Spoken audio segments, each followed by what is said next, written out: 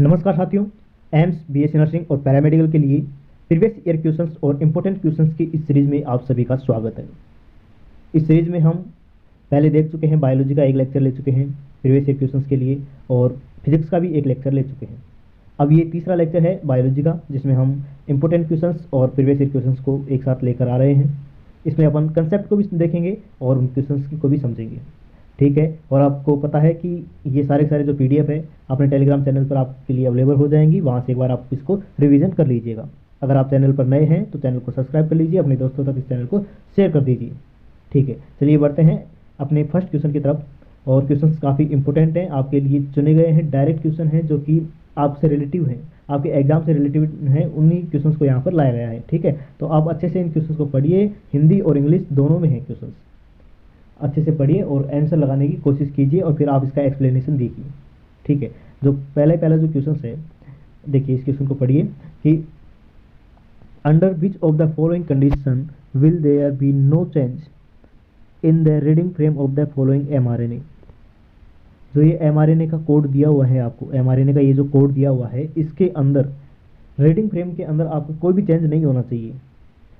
जैसे अगर इंसर्शन किया जाएगा फिफ्थ पोजीशन पर 5 का, फिफ्थ पोजीशन पर जी का इंसर्शन किया जाए तब, या फिर डिलीशन किया जाए फिफ्थ पोजीशन पर जी का जो डिलीशन है वो कर दिया जाए, या फिर insertion of G and A fourth position और फिफ्थ पोजीशन से जी और ए को क्या कर दिया जाए, इंसर्ट किया जाए वहाँ पर, या फिर डिलीशन किया जाए G U from 7th 8th and 9th position. इनमें से कौन सा ऑप्शन ज़्यादा अप्रोप्रिएट है, कौन से ऑप्शन के साथ जाना ठीक रहेगा कि इसके जो सीक्वेंस है उसमें चेंज ना आए।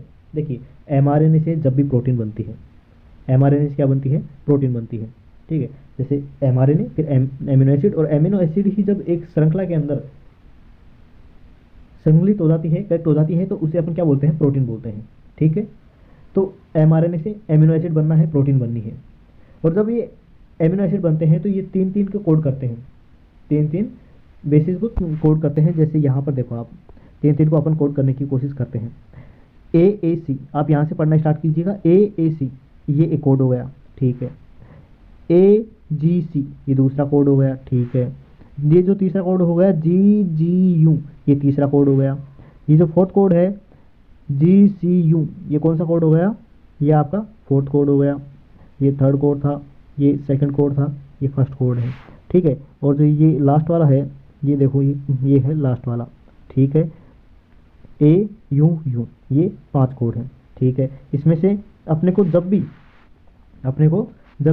अगर ये पूरा ये जो कोड है 3 का कोड है, इसको निकालने के लिए बोला जाएगा तो इसके रीडिंग फ्रेम में कोई चेंज नहीं आएगा। जैसे पहले थी रीडिंग फ्रेम वैसी थी, लेकिन अगर इनके एक के अंदर इस सारे जो फ्रेम है इसके अंदर अगर एक बेस अगर अपन मिला देते हैं तो लास्ट में फिर एक बेस बच जाता है। अगर एक डिलीट कर देते हैं तो फिर एक कम पड़ जाएगा, तो जो एमिनो एसिड अपन बनाने की कोशिश कर रहे हैं वो एमिनो एसिड बन नहीं पाएगा, ठीक है। इसीलिए अगर आप जब भी या तो इसके अंदर ऐड करो तो ट्रिपल के रूप में, या फिर एक कोड को ऐड करो, या फिर अगर डिलीट करना है तो एक कोड को डिलीट करो। बात समझ में आई कि अगर आपको इसके अंदर कोई भी चेंज नहीं चाहिए तो अगर तो या तो आप इसके अंदर कुछ ऐड कर रहे हो तो कोड ऐड करो, और डिलीट कर रहे हो तो भी कोड को ही करो। और देखो ये कोड है पूरा ही पूरा, ये लास्ट में अपन को जो ऑप्शन दिया हुआ है GGU जो है ये क्या है, पूरा ही पूरा कोड है। इसे थर्ड पोजीशन से यहाँ से निकाला जा रहा है, तो अगर पूरा ये कोड ही निकाल दिया जाएगा तो इसके रीडिंग फ्रेम में कोई चेंज नहीं आएगा। इसका जो राइट आंसर हो जाएगा वो क्या हो जाएगा, फोर्थ आंसर। एक बार आप हिंदी मीडियम से हैं तो आप हिंदी मीडियम का एक बार ये क्वेश्चन पढ़ लीजिए कि कोई भी चेंज नहीं होना चाहिए। इसके लिए अपन ने देखा है कि पूरा कोड निकालना पड़ेगा, और ये कोड यहाँ से निकाल रहे हैं, यहाँ पर एक 2 को निकाल रहे हैं इसलिए प्रॉब्लम है, लेकिन यहाँ पर जब पूरे को निकाल रहे हैं तो रीडिंग फ्रेम में कोई चेंज नहीं आएगा, तो फोर्थ आंसर इसका राइट आंसर हो जाएगा, ठीक है। चलिए अगले क्वेश्चन की तरफ बढ़ते हैं। अगला क्वेश्चन क्या कहता है कि जो कोडा टेंडिनी है आर प्रेजेंट इन, कोडे टेंडिनी आर प्रेजेंट इन, कोडे टेंडिनी किन में पाई जाती है, राइट वेंट्रिकल्स के अंदर, लेफ्ट वेंट्रिकल्स के अंदर, दोनों वेंट्रिकल्स के अंदर, या फिर दोनों वेंट्रिकल और दोनों आर्टरी दोनों के अंदर पाई जाती हैं, आर्टिकल और दोनों वेंट्रिकल दोनों के अंदर। बताइए आप किसके अंदर पाई जाती है। कोडा टेंडिनी होती क्या है, सबसे पहले तो ये समझने की बात है। चलिए एक बार हार्ट का डायग्राम बनाते हैं, अपन देखते हैं, ठीक है। अपन एक बार के लिए मान लेते हैं कि 4 चैम्बर्स के रूप में ये एक हार्ट का डायग्राम है, रफ डायग्राम बनाने की कोशिश करते हैं। ये हो गया अपना लेफ्ट आर्टरिया, ये हो गया लेफ्ट वेंट्रिकल, ये हो गया अपने पास राइट आर्टरिया और ये हो गया राइट वेंट्रिकल। ठीक है, ये हो गए सारे सारे। अब यहाँ पर आर्टरी और वेंट्रिकल के बीच में, आर्टरी और वेंट्रिकल के बीच में वॉल पाई जाती है। यहाँ पर जो वॉल पाई जाती है लेफ्ट के अंदर, लेफ्ट आर्टरी और लेफ्ट वेंट्रिकल की जो अंदर वॉल पाई जाती है वो पाई जाती है बाइकस्पिड वॉल। क्या पाई जाती है? बाइकस्पिड वॉल पाई जाती है। जबकि राइट आर्टरी और राइट वेंट्रिकल के बीच में जो वॉल पाई जाती है वो पाई जाती है ट्राइकस्पिड वॉल। कौन सी पाई जाती है? ट्राइकस्पिड वॉल पाई जाती है। ठीक है, ट्राइकस्पिड वॉल पाई जाती है, ट्राइकस्पिड वॉल पाई जाती है। ठीक है, तो इनकी देखो ये ट्राइकस्पिड वॉल है तो इसके अंदर आप देखिएगा, ट्राइकस्पिड वॉल के अंदर देखिएगा कि ये जो है ना, ये 3 इस प्रकार से वॉल लगे हुए होते हैं, 3 वॉल होते हैं। जबकि बाइकस्पिड वॉल के अंदर 2 ऐसे वॉल लगे हुए होते हैं। ये जो वॉल हैं ये इधर वेंट्रिकल के अंदर इसकी वॉल से जुड़े हुए होते हैं, ऐसे वॉल से जुड़े हुए होते हैं, ऐसे वॉल से जुड़े हुए होते हैं। ये 2 हैं तो ये इधर यहाँ पर इधर जुड़े हुए होते हैं।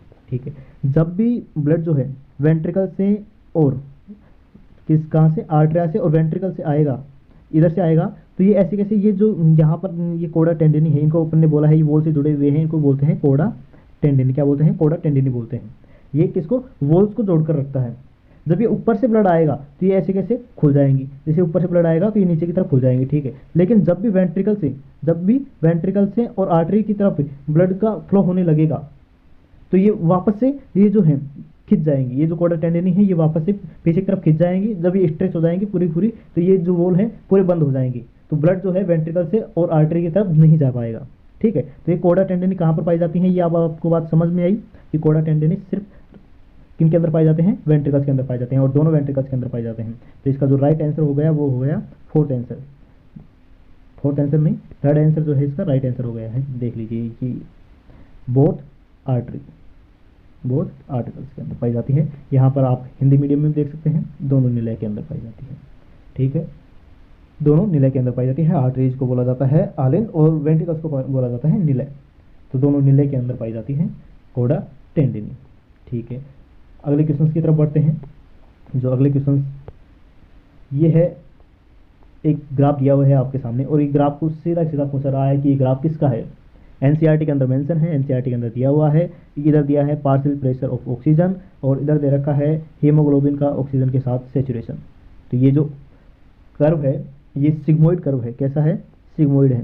ठीक है, सिग्मोइड कर्व है और ये इस कर्व को कहा जाता है ऑक्सीजन डिसोसिएशन कर्व। इसके अंदर ऑक्सीजन का डिसोसिएशन देखा जाता है इस कर्व के माध्यम से। ठीक है, ये आपको एनिमल फिजियोलॉजी के अंदर मिल जाएगा, मतलब ह्यूमन फिजियोलॉजी के अंदर 11th के अंदर रेस्पिरेटरी सिस्टम के अंदर। तो ये इसका जो सही आंसर है वो होगा oxygen dissociation curve, right answer. आपको ऐसे कैसे एनसीईआरटी से पूछा गया है तो आप इसको याद रखिएगा कि ऑक्सीजन डिसोसिएशन कर्व। ठीक है, अगले क्वेश्चन की तरफ बढ़ते हैं और अगला क्वेश्चन क्या है कि plasma content which of the following minerals. Plasma के अंदर कौन कौन से कंटेंट पाए जाते हैं? प्लाज्मा के अंदर इलेक्ट्रोलाइट्स पाए जाते हैं, प्रोटीन्स पाई जाती हैं। जो पूरा ही पूरा जो कंटेंट होता है ब्लड का, उसके अंदर 55% क्या होता है? अपना प्लाज्मा होता है। जबकि बाकी जो होता है 45% वो होता है WBC, RBC, प्लेटलेट्स। ठीक है, तो ये जो प्लाज्मा होता है इसमें भी 90 से 92% पानी होता है, जबकि 8% क्या होता है?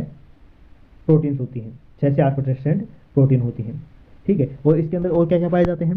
सोडियम पाया जाता है, कैल्शियम पाया जाता है, पोटेशियम पाया जाता है, आपका मैग्नीशियम पाया जाता है, क्लोराइड पाया जाता है।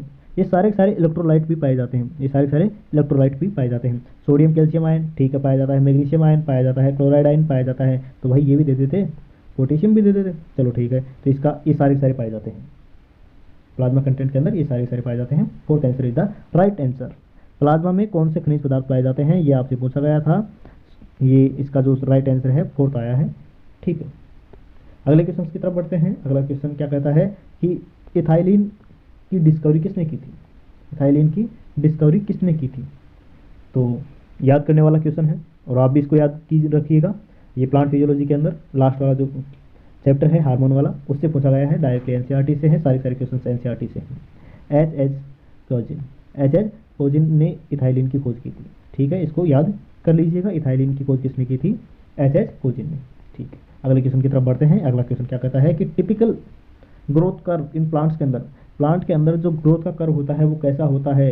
वो जो प्लांट का ग्रोथ होता है वो ऐसा होता है, ठीक है। सबसे पहले कैसा होता है, ये वाला ऐसा सिग्मोइड शेप में होता है। सबसे पहले जो ये वाला होता है, ये वाला जो पार्ट होता है ये धीमे होता है, फिर ये एक्सपोनेंशियल ग्रोथ करता है, उसके बाद में फिर ये क्या हो जाती है, प्लांट की ग्रोथ जो हो जाती है एक न्यूट्रल स्थिति में आ जाती है कि प्लांट की ग्रोथ अब ज़्यादा नहीं हो रही है, तो ये फिर लास्ट में जाके न्यूट्रल स्थिति में आ जाती है। तो ये कैसा कर्व होता है, सिग्मोइड कर्व होता है। कैसा होता है, सिग्मोइड कर्व होता है। ये देख लीजिए, इसका आंसर जो है राइट आंसर सिग्मोइड कर्व, ठीक है। अगले क्वेश्चन की तरफ बढ़ते हैं। अगला क्वेश्चन क्या कहता है आपको कि select the correct statement for pollen grain. परागकण इसको हिंदी में बोलते हैं। पोलन ग्रेन के लिए आपको करेक्ट स्टेटमेंट चूज करना है। जो पहला स्टेटमेंट है वो है कि mature pollen grains contain two cell. Mature pollen grains contain two cell. जो परागकण होता है अपनी मेच्योर स्थिति के अंदर 2 सेल्स को कंटेंट करता है, पहला स्टेटमेंट कहता है। दूसरा स्टेटमेंट कहता है कि वेजिटेटिव सेल, ये 2 सेल होती हैं, इसके अंदर एक सेल होती है वेजिटेटिव और दूसरी सेल होती है जनरेटिव सेल। ये जो वेजिटेटिव सेल है ये बड़ी होती है जबकि जनरेटिव सेल छोटी होती है। दूसरा स्टेटमेंट भी सही है। जो थर्ड स्टेटमेंट है वो बोल रहा है कि vegetative cell has amendment food reserve, कि जो वेजिटेटिव सेल है उसके पास बहुत सारा फूड रिजर्व पाया जाता है, ये भी बात सही है, ठीक है। Vegetative cells has larger irregular shape nucleus, ये भी बात सही है कि वेजिटेटिव सेल जो होती है उसके पास इरेगुलर शेप का एक बड़ा सा न्यूक्लियस पाया जाता है, ये बात सही है। और जो लास्ट का ऑप्शन है वो है the vegetative cell are flowed in the cytoplasm of generative cell, ये तो गलत हो गया क्योंकि जो वेजिटेटिव सेल है वो छोटी होती है, वेजिटेटिव सेल जो होती है वो बड़ी होती है और जनरेटिव सेल क्या होती है, छोटी होती है। जैसे ये हो गई कैसी वेजिटेटिव सेल, और जो जनरेटिव सेल होती है वो क्या होती है, छोटी होती है। तो वेजिटेटिव सेल के प्लाज्मा के अंदर, वेजिटेटिव सेल के प्लाज्मा के अंदर जनरेटिव सेल फ्लोट करती रहती है, तैरती रहती है, ना कि वेजिटेटिव सेल फ्लोट करती है, ठीक है। इसको देखो एनसीईआरटी के अंदर ऐसे कैसे दिया हुआ है, यहाँ पढ़िए आप, आपके लिए हाईलाइट करके लेकर आया हूँ, सारी चीज़ें अरेंज हैं बिल्कुल। देखिए आप, वेन द, यहाँ से पढ़िए, when the pollen grain is mature it content 2 cell, the vegetative cell और जनरेटिव सेल, ठीक है, 2 सेल। पहला स्टेटमेंट यहाँ पर समाप्त हो जाता है कि पोलन ग्रेन जब अपनी मेच्योर स्थिति में होता है तो उसके पास 2 सेल होती हैं, वेजिटेटिव सेल और जनरेटिव सेल, ठीक है बात में। और the vegetative cell is bigger, क्या होती है, वेजिटेटिव सेल क्या होती है, बिगर होती है, और इसके पास अमेंडमेंट फूड रिजर्व पाया जाता है, इसके पास जो फूड रिजर्व होता है बहुत ज़्यादा होता है, अमेंडमेंट मतलब पर्याप्त मात्रा में है, ठीक है। लार्ज होता है, इरेगुलर शेप मतलब लार्ज होता है, और इरेगुलर शेप जो है क्या पाया जाता है, न्यूक्लियस पाया जाता है। इसका जो न्यूक्लियस होता है, इसकी जो शेप होती है वो कुछ रेगुलर नहीं होती है, मतलब कैसी भी शेप का न्यूक्लियस पाया जा सकता है, इरेगुलर होता है। The generative cell is small, generative cell कैसी होती है, स्मॉल होती है, जबकि वेजिटेटिव सेल बड़ी होती है, और जनरेटिव सेल छोटी होती है और फ्लोट करती है in the cytoplasm of the generative cell. ये लास्ट वाला अपने को इनकरेक्ट स्टेटमेंट दिया गया है, वो यहीं से आप इसको सही कीजिएगा कि जनरेटिव सेल जो होती है ये फ्लोट करती है, ना कि वेजिटेटिव सेल उसके अंदर फ्लोट करती है। ये डायग्राम के अंदर भी आप देख सकते हैं कि देखो ये वेजिटेटिव सेल है, ये पूरी जो सेल है ये वेजिटेटिव सेल है, कैसी सेल है, वेजिटेटिव सेल है, और इसका ये जो न्यूक्लियस है ये इरेगुलर शेप का है, इसके अंदर क्या फूड रिजर्व पाया जा रहा है। और ये जो जनरेटिव सेल है ये लास्ट में ये छोटी सी दे रखी है ना, ये यहाँ पर क्या है, जनरेटिव सेल, ये छोटी सी दे रखी है, ठीक है। तो यहाँ पर अब आपको दिक्कत नहीं होनी चाहिए इस क्वेश्चन में बिल्कुल भी। तो आप देख सकते हैं कि ये जो लास्ट वाला ऑप्शन है ये आपका इनकरेक्ट हुआ है, ये आपका इनकरेक्ट हुआ है, और अपने को पूछा गया है कैसा, कि करेक्ट स्टेटमेंट पूछा गया है। करेक्ट स्टेटमेंट तो अपने को जहाँ भी ई आ जाएगा तो वो वाला गलत हो जाएगा, तो ई तो यहाँ भी नहीं है, यहाँ भी नहीं है, तो अपने पास सारे ए बी सी डी ये सारे सही हैं। तो जो ये सही स्टेटमेंट है इसका ये कौन सा है, first option is the correct option. और आप हिंदी मीडियम से हैं तो आप हिंदी मीडियम में इधर पढ़ सकते हैं। प्राकरण के लिए कौन सा कथन सत्य है, इसमें ये 5 ऑप्शन दिए गए हैं जो कि बिल्कुल सही है। लास्ट वाला ऑप्शन जो है ये गलत है। जो कायिक कोशिका होती है ये कायिक कोशिका बड़ी होती है, इसके अंदर फूड मटेरियल पाया जाता है, ठीक है। और जो इसकी वो न्यूक्लियस है वो कैसी होती है, इरेगुलर शेप की होती है, ठीक है। और कायिक सेल के ही जीवद्रव्य के अंदर वेजिटेटिव सेल मतलब जनन सेल क्या करती है, फ्लोट करती रहती है। तो ये इसका जो करेक्ट आंसर है वो हो जाएगा first answer is the correct answer. अगले तरफ बढ़ते हैं, अगले क्वेश्चन की तरफ। विच ऑफ द करेक्ट मैच को अपने को देखना है कि टी.डब्ल्यू. एंजलमैन ने किसके ऊपर एक्सपेरिमेंट किया, प्रिज्म के ऊपर, और कौन सा सेवा लिया था, क्लेडोफोरा। यही स्टेटमेंट सही है, या फिर जेसो प्रिस्टले ने प्रिज्म का यूज किया था, या फिर जैन इंजनहोल ने प्रिज्म का यूज किया, या फिर कोरल वॉन नील होल्स ने प्रिज्म का यूज किया और हाइड्रोला का यूज किया। बताइए इनमें से कौन सा सही है। एनसीईआरटी की स्टेटमेंट आपके लिए ऐसे कैसे, पहले आप स्टेटमेंट को अच्छे से पढ़ लीजिए, उसके बाद में आप आंसर दे दीजिएगा, कोई दिक्कत नहीं है।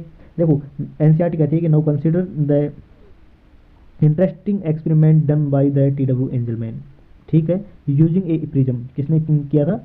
इसने, टी.डब्ल्यू. एंजलमैन ने ही प्रिज्म का यूज किया था। ही स्लाइट स्प्लिट लाइट, इसने क्या किया था? लाइट को स्प्लिट किया था प्रिज्म के माध्यम से। ये जो प्रिज्म होता है इसके अंदर मान लिया अपन ने कैसी व्हाइट लाइट को डाला, तो यहाँ पर जो लाइट है वो अपने 7 रंगों के अंदर टूट जाती है। तो ये लाइट को स्प्लिट, इस प्रकार से इन्होंने लाइट को स्प्लिट किया था।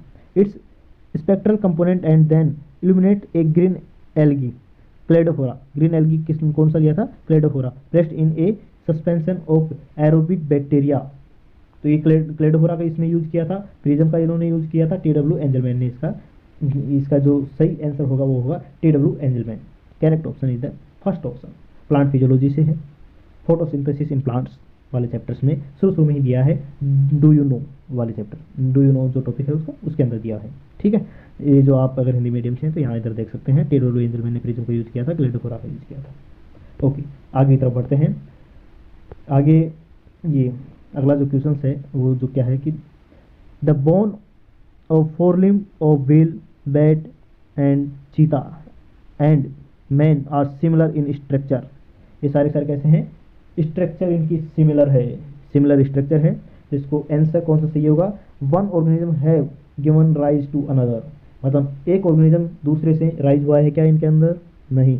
देखो ये क्या बोल रहा है कि इनके जो हाथ, अगले हाथों की जो बोन है, ये सारे जितने भी जीव दिए हैं, वेल दे रखा है, बैट दे रखा है, चीता दे रखा है, मैन दे रखा है, इन सब के जो आगे के हाथ हैं ये इन सब की स्ट्रक्चर सेम पाई जा रही है। इसका रीजन पूछ रहे हैं अपने से कि जो फर्स्ट वाला बोल रहा है कि ये सारे जो ऑर्गेनिज्म हैं एक दूसरे से मिलकर बने हुए होते हैं, ये तो गलत हो गया।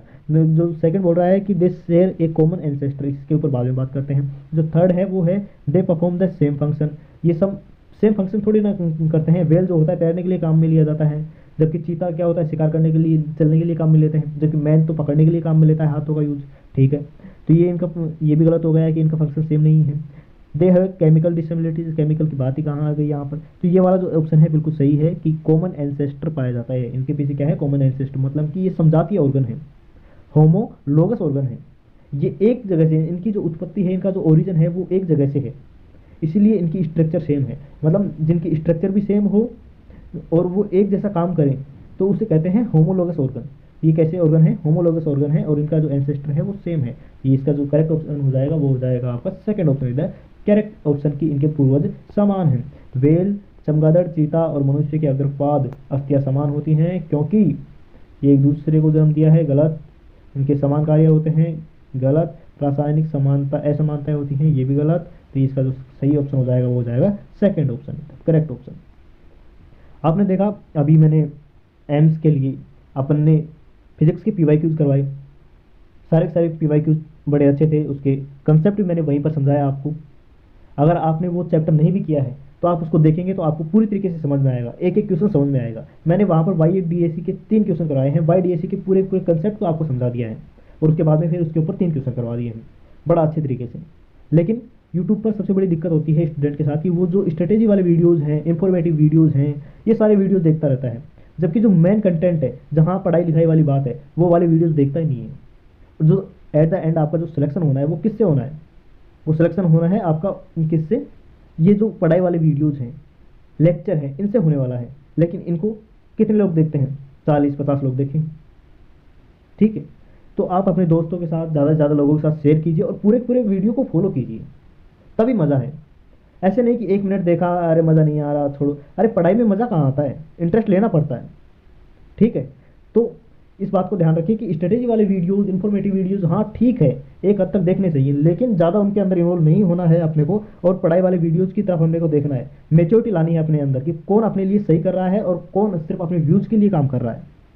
ओके, तो इस क्वेश्चन की तरफ बढ़ते हैं। ये क्वेश्चन क्या कह रहा है कि इनकरेक्ट मैच अपने अंदर कौन सा है? इनकरेक्ट मैच कौन सा है? देखो, डोडो, मॉरिशस, ये जो प्लांट, ये कहाँ से है? ये इकोलॉजी के अंदर से है, बायोडाइवर्सिटी एंड कंजर्वेशन। वहाँ से जो सारे फैक्ट हैं आपको याद करने होते हैं। डोडो जो है मॉरिशस का है, ये जो थाइलिसिन है ये रशिया का है, क्वागो जो है ये सब, ये मैंने आपको यहाँ पर देखो, ये कहाँ कहाँ से हैं, ये सारे के सारे आपके लिए मैं लेकर आया हूँ। अगर आपने यहाँ पढ़ा भी नहीं है, ये वाला चैप्टर नहीं पढ़ा है, अभी ये आपके समझ में ये नहीं आया है कि कहाँ पर कैसे हैं, तो इसको यहाँ पर आप याद कर सकते हैं। एनसीईआरटी का रेफरेंस मैं आपको ऐसे कैसे दे रहा हूँ। देखो डोडो जो है ये मॉरिशस से है, थाईलिशन जो ऑस्ट्रेलिया से है, स्टीलर सी काऊ है जो कहाँ से है, रशिया से है, ये विलुप्त हुए हैं। ये क्या है, विलुप्त हुए हैं। जो डोडो मॉरिशस से विलुप्त हुआ है, थाईलिशन जो है ऑस्ट्रेलिया से, स्टीलर सी काऊ का है रशिया से, और क्वागा जो है कहाँ से, अफ्रीका से। तो ये जो क्वेश्चन है इनको बार बार अगर आप देखेंगे, बार बार से वीडियो को सुनेंगे, तभी ये याद हो सकते हैं, क्योंकि सारा सारा इन्फॉर्मेटिव है, इसको याद ही करना पड़ेगा आपको एट द एंड। ठीक है, तो जो इसका सही आंसर होगा आपका वो हो जाएगा कौन सा, कोई सा भी नहीं है इसमें, तो क्वागा भी नहीं है, ये इसमें से कोई भी नहीं है। इनकरेक्ट अपने को देखना है कि सारे सारे क्या हैं, इनकरेक्ट है, सारे सारे क्या हैं, इनकरेक्ट हैं, और इनकरेक्ट आपको बता दिया है। यहाँ पर आप इसको भी आप देख लीजिए, हिंदी मीडियम से तो ये देख लीजिए, हमने करेक्ट वाला आपको यहाँ पर ये बता दिया है। इसको आप ऐसे कैसे याद कर लीजिए, 5 स्टार लगा लीजिए, और इसको अपने शॉर्ट नोट्स में या कहीं भी आप जहाँ पढ़ते हैं उसमें लिख कर इसको याद कर लीजिए। ठीक है, अगले क्वेश्चन की तरफ बढ़ते हैं। जो अगला क्वेश्चन है वो कहता है कि which of the following are minimum in number in India, minimum in India, ये भी उसी चैप्टर से है। ये वाला क्वेश्चन भी कहाँ से है, उसी चैप्टर से है, और यहाँ पर भी आपको याद करने की ज़रूरत है, यहाँ पर डाटा याद करना है आपको, इसलिए मैं एनसीईआरटी का ऐसे कैसे आपके पास स्टेटमेंट आपके सामने लेकर आया हूँ। देखिए पहले इसको देखिए और फिर वहाँ पर देखो। जो वर्ल्ड लाइफ सेंचुरी है ये कितनी है, 448। वर्ल्ड लाइफ सेंचुरी कितनी है, 448 है। और जो बायोस्फीयर रिजर्व है, बायोस्फीयर रिजर्व है, ये कितने हैं, 14 है। कितने हैं, 14 है। और नेशनल पार्क जो है वो कितने हैं, 90 है। तो इनमें सबसे कम कौन सा है, मिनिमम कौन सा है, बायोस्फीयर रिजर्व सिर्फ 14 है। बायोस्फीयर रिजर्व कितने हैं, सिर्फ 14 है। तो ये क्वेश्चन क्या कह रहा है कि मिनिमम नंबर किसके हैं, वाइल्ड लाइफ सेंचुरी के नहीं, नेशनल पार्क के नहीं, बायोस्फीयर रिजर्व के। हाँ, बायोस्फीयर रिजर्व के कितने हैं, 14 ही हैं। तो ये बायोस्फीयर रिजर्व के मिनिमम नंबर है इंडिया के अंदर। मिनिमम है मतलब कि बायोस्फीयर रिजर्व जो होते हैं बड़े एरियाज के अंदर पाए जाते हैं, जैसे बहुत बड़े लैंड एरियाज को कवर करते हैं बायोस्फीयर। एक बायो रिजर्व स्पेयर जो है काफ़ी बड़े लैंड स्पेयर को रिजर्व करता है, इसीलिए ये इंडिया के अंदर कम है। मतलब सभी एक के अंदर बहुत ज़्यादा है, क्योंकि अपन जो है किसके अंदर आ रहे हैं, इन जो अपन ट्रॉपिकल एरियाज के अंदर आते हैं, तो वहाँ पर बायोडाइवर्सिटी बहुत ज़्यादा पाई जाती है। ठीक है, बायोडाइवर्सिटी बहुत ज़्यादा पाई जाती है, तो ये 14 बहुत ज़्यादा है। लेकिन इन सब के अंदर ये क्या पूछ रहे हैं कि इस मिनिमम नंबर कौन सा है, बायोडाइवर्सिटी रिजर्व कितने हैं, 14 है। और इसका करेक्ट ऑप्शन क्या हो जाएगा, जीव मंडल आरक्षित। ये क्या है, हिंदी मीडियम में जो भी लिखा है ये आप देख लीजिए, इसका जो थर्ड ऑप्शन जो है करेक्ट है। चलिए अगले क्वेश्चन की तरफ बढ़ते हैं। इसके अंदर जो है ecology energy are transfer from producer to consumer, producer से और कंज्यूमर की तरफ हम एनर्जी का ट्रांसफ़र कर रहे हैं, एनर्जी का ट्रांसफ़र कर रहे हैं। तो देखो प्रोड्यूसर है, प्रोड्यूसर से प्राइमरी कंज्यूमर, प्राइमरी कंज्यूमर से सेकेंडरी कंज्यूमर, एनर्जी का ट्रांसफ़र कर रहे हैं। तो कितना ट्रांसफ़र होता है, एनर्जी का लो, एक एनर्जी का लो आपको हमेशा याद रखना है कि इकोलॉजी के अंदर जब भी आपको एनर्जी का ट्रांसफ़र की बात आएगी, वहाँ पर एनर्जी हमेशा 10% ही ट्रांसफ़र हो पाती है। मान लीजिए पेड़ है, पेड़ ने के पास 100% एनर्जी है। अब उस पेड़ को एक बकरी ने खाया, तो बकरी के पास जो एनर्जी जा रही है वो पेड़ की सिर्फ और सिर्फ 10% जा रही है, 10% ही एनर्जी जा पाएगी। अब बकरी के पास पेड़ से कितनी एनर्जी आई है, 10%।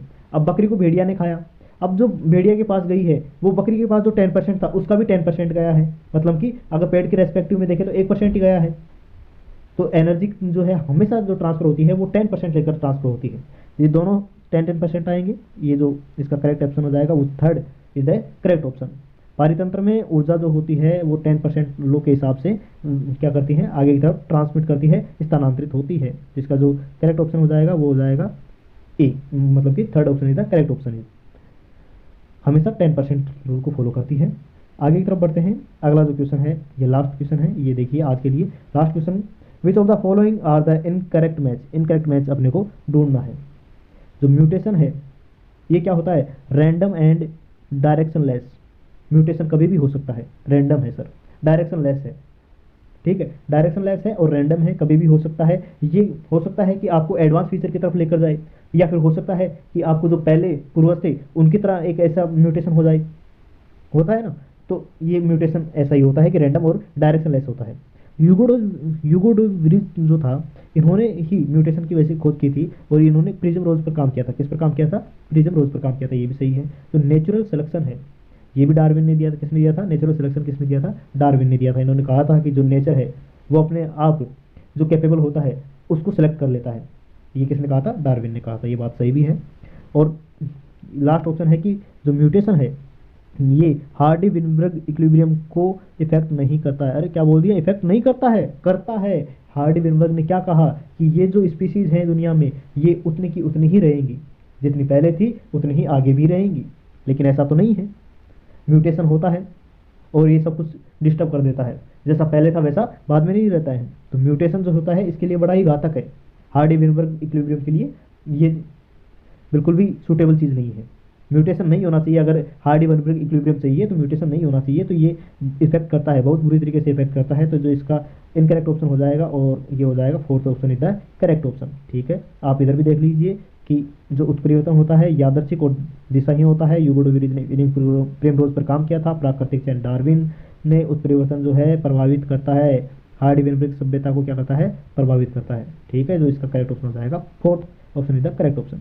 ये सारी सारी जो पीडीएफ है आपको अपने टेलीग्राम चैनल, उसका मैं आपको ये यहाँ पर बता देता हूँ। टेलीग्राम पर जाइए आप और वहाँ पर सर्च कीजिए बायो बाइट्स 07 करके, उसको सर्च करेंगे तो आपके पास वो चैनल आ जाएगा। वहाँ पर अपनी सारी सारी जो भी ये पीडीएफ है वहाँ पर आपको मिल जाएंगी और इसको डाउनलोड करके एक बार इसको रिवाइज कर लीजिएगा। सारी सारी क्वेश्चन इंपॉर्टेंट हैं। और अगर आपने जो पीसे किनले वाले क्वेश्चन हैं, फिजिक्स वाले जो लेक्चर आया था, पीवाई क्यूज करवाए थे अपन ने, और बायोलॉजी का भी जो क्वेश्चन आए थे वो अपन ने करवाए थे, वो अभी आपने नहीं देखा है तो मैंने एक अलग से प्लेलिस्ट बना दी है। ठीक है, तो आप वहाँ पर जाकर देख लीजिएगा और चैनल को सब्सक्राइब कर लीजिएगा, शेयर कर लीजिए अपने दोस्तों तक। ठीक है, मिलते हैं नेक्स्ट वीडियो में, तब तक के लिए पढ़ते रहिए।